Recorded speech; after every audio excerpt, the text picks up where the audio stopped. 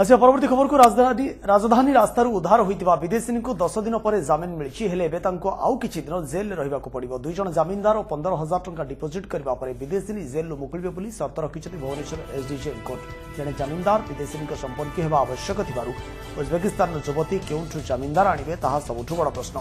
सेपटे विदेशी उद्धार होगार 10 दिन पर भी पुलिस को देह बेपार लिंक मिल पारनी। पटिया मारुति विलार 28 नंबर घर मालिक एवं भी पुलिस निकट में हाजर होना। वकिल जरिया मालिक कागजपत्र दाखल करते भी व्यक्तिगत भाव हाजर होगा पुलिस अपेक्षा कर।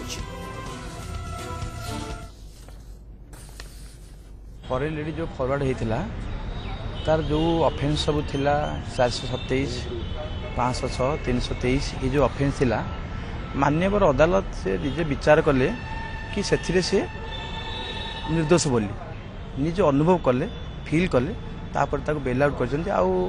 बेल आज ऑर्डर होती 15,000 2टा जमीनदार जो 2टा जमीनदार भी गोटे जमीनदार तार निज फैमिली रिलेशन के होता दरकार यहाँ ऑर्डर कर 2 दिन भितर 3 दिन भितर तार निज फैमिली रिलेशन आसला घर लोक लेकिन जी एवं खारबेल नगर केस इन्वेस्टिगेशन चली जो मैंने घर मालिक अच्छा भी स्टेटमेंट रेकर्डिंग कराबा भी रेकर्डिंग कहुई।